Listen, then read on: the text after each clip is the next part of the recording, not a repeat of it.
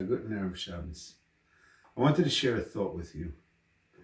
When Hashem approaches Yirmiyah, who's a very young Navi, according to some, he's only 13 years old, and he tells him the famous words of Terem etzarcha babeten yedaticha, Navi merechem ikdashticha, even before I knew you, I sanctified you in your mother's womb. You're going to be a prophet. And Yirmiyah gets very worried. He suffers what's known today in psychology as the imposter syndrome. He's afraid he's not up to the task.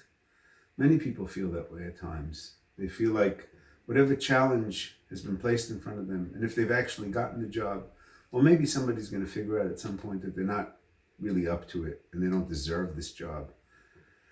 Hashem tries to educate Yirmiyah and tries to show him that he is up to it and he is capable. And the way he does this is by explaining to him that he has a talent for seeing something other people don't see. He asks him, he says, Ma taroya Yirmiyah, what do you see?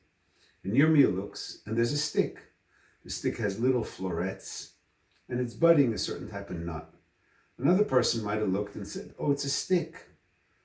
And the stick is something that you're going to use to beat people with. But Yirmiyah looked at the total, and he said, Makel shoked ani roya. I see a stick budding with almonds. Hashem said to him, Hey tafta liris Yirmiyah. You see, you took, you absorbed, you did well. You saw the full picture. Why? Ki shoked ani ala ra. The nut and shkedim indicates that I am going to bring a very bad matzah for Klal Yisrael, and it's going to come with a certain speed. So you saw exactly the way you're supposed to see.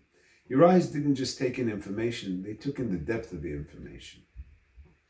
Then he says, Vayidvar Hashem elai shenis, what do you see? And he said, I saw sir nafuach, a bubbling cauldron, upanav pnei tzafaina, it's facing tzafain, it's facing the north. Hashem said again, you saw well, because mitzafain tipatach hara, another person would have seen just the bubbling cauldron. He wouldn't have noticed that the bubbles are directed or facing a specific spot. But Yirmiyah, the Navi, who's not an imposter, who has the ability, as programmed by the Rebbeinu Shalom. In our Parshas, we see Moshe Rabbeinu very similarly. He doesn't talk very well. He's not a gifted orator. He's probably stifled in communication, but he has a certain ability to see. He takes in information different than everybody else does. The first thing he sees is he sees an Ish Mitzri beating the Ish Ivri. So he gets involved. He steps in. The next day he goes out and he sees two people, Nitzim and Nitzavim. He sees two people, Nitzim. They're fighting. These are the two Ivrim fighting. He gets involved. He sees, he takes in the information, recognizes where he should step in.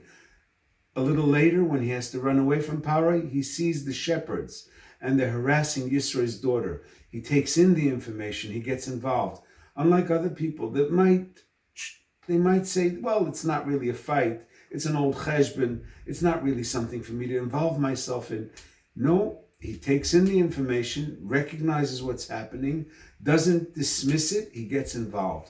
True leadership is not only the ability to have charisma and the ability to guide people and cheshbon and tzidkus. It's also the ability to take in information, to recognize opportunity, to understand what's available for us, such as Moshe and Yirmiyah. And all of us are true leaders in our own right. But what we have to do is understand that our eyes have to operate in a way that we could take in opportunity and recognize certain situations where we could get certain schusim and do for ourselves, for our families, for Klal Yisrael. I wish you all a very wonderful Shabbos.